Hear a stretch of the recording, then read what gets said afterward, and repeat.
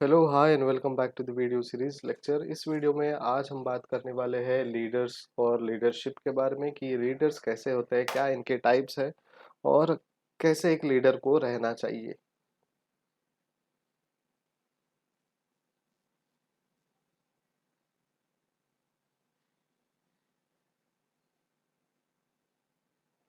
So what can you do as a leader. एक leader के तौर पे आप क्या कर सकते हो? तो आप बहुत कुछ कर सकते हो, कुछ अच्छी चीज़ें भी कर सकते हो और कुछ बुरी चीज़ें भी कर सकते हो। अच्छी चीज़ों में आप अपना डेवलपमेंट, अपने ऑर्गेनाइजेशन का डेवलपमेंट, आपके टीम का डेवलपमेंट कर सकते हो। सो लीडर्स क्या करते हैं, एक स्ट्रॉन्ग, डिसिसिव एंड नॉलेजेबल और क्वाइट सपोर्टिव एंड कोऑपरेटिव रहते हैं। ठीक है, ये लीडर्स के स्किल्स है और वो मेंटेन करते हैं। देखिए, लीडर हमेशा आपका स्ट्रांग होना चाहिए, चाहे कोई भी सिचुएशन हो। डिसिसिव और नॉलेजेबल होना चाहिए, मतलब डिसीजन लेने के कैपेबिलिटीज एबिलिटीज होने वाला चाहिए और नॉलेजेबल भी होना चाहिए। और एक सपोर्टिव सपोर्ट सिस्टम की तरह अपने सबॉर्डिनेट्स या टीम मेंबर्स के साथ काम करना चाहिए और कोऑपरेटिव भी होना चाहिए। Leaders should have two main concerns. Leaders के दो मेन कंसर्न्स है, वो है पीपल एंड प्रोडक्शन।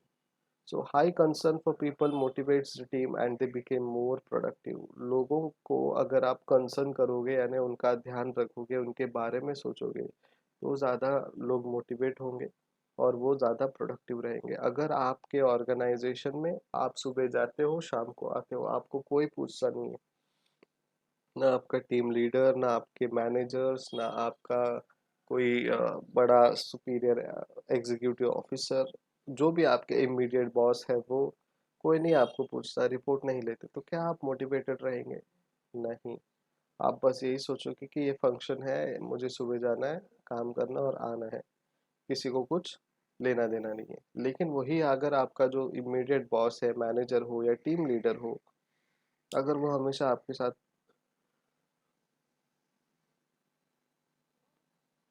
कांटेक्ट में रहे और आपको आपके कुछ प्रोफेशनल के बारे में या प्रोफेशनल लाइफ सेट के बारे में पूछे, कैसा काम चल रहा है, क्या चल रहा है, then you will become motivated कि हाँ, कंसर्न है, लोग बात करते हैं और हमारे टीम लीडर या इमीडिएट बॉस या मैनेजर को हमारी फिक्र है।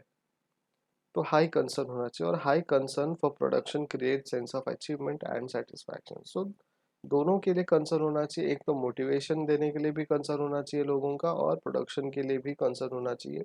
मोटिवेट करोगे तो ज़्यादा प्रोडक्टिविटी आएगी, यानी 1 घंटे का काम आपका आधे घंटे में भी हो सकता है, वो एम्प्लॉय कर सकता है। प्रोडक्शन में भी आपको कंसर्न दिखाना पड़ता है, बिकॉज उसके वजह से आपका अचीवमेंट बढ़ता है और आपका सेटिस्फैक्शन बना रहता है। What's your style? लीडरशिप के स्टाइल्स है, एफर्ट्स वर्सेस क्वालिटी। ठीक है, आप ज़्यादा लीडरशिप एफर्टफुल लेते हो या फिर आपका जो लीडरशिप स्टाइल है वो क्वालिटेटिव है? जब आप क्वालिटी ऑफ सॉल्यूशन देखते हो तो आपका ग्राफ देखिए, कमांडर का क्वालिटी ऑफ सॉल्यूशन और एफर्ट्स, यहाँ पे कुछ एफर्ट नहीं लेना है उनको, बस चिल्लाना है, धमकाना है। कोच जो है बहुत सारे एफर्ट्स लेता है और उस हिसाब से उनका क्वालिटी ऑफ सॉल्यूशन। सपोर्टर यहाँ पे होता है, supporter is always at the peak, at the top, और उनका जो क्वालिटी ऑफ सॉल्यूशन है वो भी हाई होता है और क्वालिटी ऑफ एफर्ट्स भी हाई होता है। और सेल्फ ऑर्गेनाइजेशन जब देखोगे तो डिफ़िकल्टीज तो आती ही आती है, लेकिन क्वालिटी ऑफ सॉल्यूशन उनका बहुत हाई होता है। और एफर्ट्स जो है, खुद को as a self organisation establish करना है, तो वो एफर्ट्स भी बहुत डिफ़िकल्ट लेवल के होते हैं। Commander, Commander makes and influence most decision. The downside of this leadership style is that the leader can demotivate and annoy people. Often decisions are not optimal. They don't consider all available information, option and perspective. This style is effective in short term. In long term, it could be dangerous for people and projects. So short term में commander देखिए क्या करता है. Commander is nothing but the person who gives order. उनका काम है direction करना, लोगों को डायरेक्ट करना कि आने वाले कुछ दिनों में हमें क्या करना है। लेकिन ये जो कमांडिंग या फिर एक अथॉरिटेटिव तरीके का जो लीडरशिप स्टाइल है, वो शॉर्ट टर्म के लिए ठीक है। लॉन्ग टर्म के लिए जब आप जाओगे तो वो आपका विजन उस हिसाब से होना चाहिए और आपका काम उस हिसाब से होना चाहिए। तो यही जो कमांडर या फिर कमांडिंग स्टाइल ऑफ लीडरशिप है, that is not suitable for long term perspective. ठीक है, आपका जो शॉर्ट टर्म ड्यूटीज़ हैं, रिस्पॉन्सिबिलिटीज़ है, जो भी गोल्स है, वो अचीव कर सकते हो आप। कोच क्या है?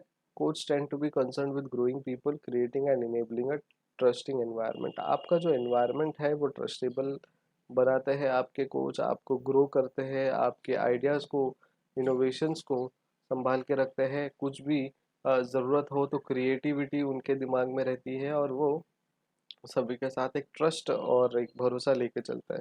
This leadership make decision collectively with a team. ठीक है, ये जो लीडर्स है, कोच जो होते हैं, वो टीम के साथ डिसीजन लेते हैं। देखिए, चाहे वो इंडियन क्रिकेट टीम का जो कोच है वो हो, आईपीएल टीम के जो कोचेस होते हैं क्रिकेट में वो हो, फुटबॉल टीम के जो कोचेस होता है वो हो, वो डिसीजन जो है टीम के साथ लेते हैं और टीम को जो ठीक लगता है या फिर सिचुएशन में जो सूट होता है उस हिसाब से वो डिस्कस करके डिसीजन लेते हैं। ठीक है, कोच पर्सनल ग्रोथ के लिए भी इनकरेज करते हैं। ठीक है, और आपके जो कैपेबिलिटीज है उसको बिल्ड करते हैं लॉन्ग टर्म के लिए और आपको प्रिपेयर करते हैं एज एन इंडिविजुअल और एज एन टीम। ठीक है, और आपका इंडिपेंडेंट वर्क अगर काम करेगा तो आप टीम में जाके काम करोगे। इसलिए जो कोच है, जो बिजनेस कोच है, वो भी आपको उसी तरीके से काम करवाते हैं।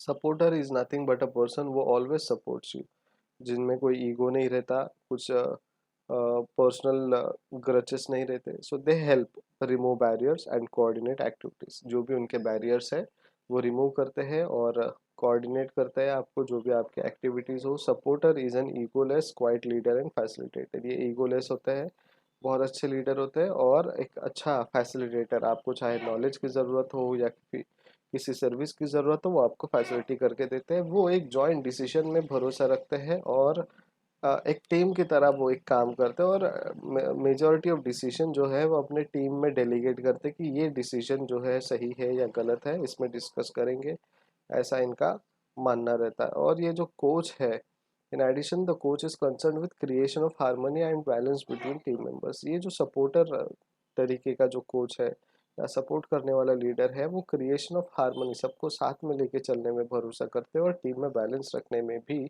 भरोसा रखते हैं। सेल्फ ऑर्गेनाइजिंग टीम क्या करती है? ये जो टीम है मोटिवेटेड रहती है और कॉन्फिडेंट रहती है और कोई फॉर्मल लीडर्स के तरह नहीं रहती। ठीक है, इनका जो फॉर्मल लीडर है उस हिसाब से वो देखते नहीं है। Doesn't need a formal leader, मतलब एक प्रॉपर कोई पोजीशन में बैठा हुआ इंसान हो या फिर ऑफिशियली कोई लीडर चाहिए, ऐसा कोई ज़रूरी नहीं है। ये एक अपने आप में ऑर्गेनाइज्ड टीम है। जैसे हमारे सोसाइटीज़ में, स्कूल्स में, कॉलेजेस में हमारी खुद की एक टीम होती थी जो हम सेल्फ ऑर्गेनाइज्ड होते थे, टाइम पर रोज शाम को खेलने या बात करने या फिर मिलने आते थे। ये एक ऑर्गेनाइजेशन की टाइप है। The team makes most decisions. ठीक है, सारे डिसीजंस टीम लेती है। कोई भी मेंबर हो वो अपने टीम में स्टेप इन कर सकता है और लीडर बन सकता है स्पेसिफिक एरियाज में, सिचुएशन में।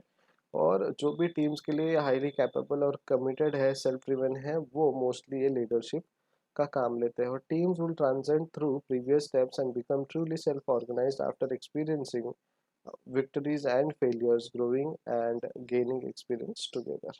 तो ये जो टीम है, सारे जितने भी हमारे एक्सपीरियंसेस है, विक्टरीज है, जीत है, हार है, जो ग्रोथ है और जो लॉसेस है, उन एक्सपीरियंस के हिसाब से ये एक साथ काम करते हैं। Which style of leaders do you need to B?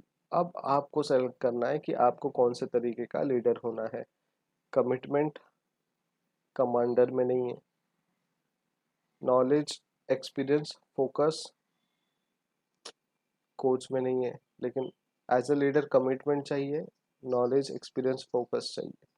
ठीक है, नॉलेज कोच में हो या ना हो, एक्सपीरियंस कोच में हो या ना हो, फोकस कोच में हो या ना हो, ठीक है, लेकिन एज अ लीडर आपको तो चाहिए। Team cohesiveness, adequate resources, minimal coordination. कम से कम थोड़ा तो कोऑर्डिनेशन होना चाहिए, वो सपोर्टर में नहीं होता है। लेकिन ये सारी चीज़ें कहाँ पे होती है? सेल्फ ऑर्गेनाइजेशन में होती है। ठीक है, तो आप कमांडर हो तो आपके पास कमिटमेंट या फिर बाकी की चीज़ें नहीं है। कोच हो तो आपके पास नॉलेज एक्सपीरियंस। देखिए, knowledge experience is nothing but आप उतने साल उन उस पर्टिकुलर फील्ड में उतरे हो नहीं हो। ऐसा भी होता है, बहुत सारे लोग 3-4 साल एक प्रोफेशन में काम करते हैं and then they stop their work and they act as a business coach, entrepreneur coach, leadership coach. तो ज़्यादा नॉलेज नहीं है, उतना हाईली एक्सपीरियंस नहीं है, ठीक है। और आप अपने ऑर्गेनाइजेशन में आपके जो टास्क है उसमें फोकस थोड़ा हट के रखते हो, आपका मेन काम होता है मोटिवेट करना, कोऑर्डिनेट करना, ठीक है। तो ये सारी चीज़ें आपको कहाँ मिलेंगी, एक सेल्फ ऑर्गेनाइजेशन में, जिनको एक प्रॉपर लीडर की ज़रूरत नहीं है और वो अपने आप में ही काम कर सकते हैं। Thank you so much for watching, keep studying and keep making notes. Bye bye.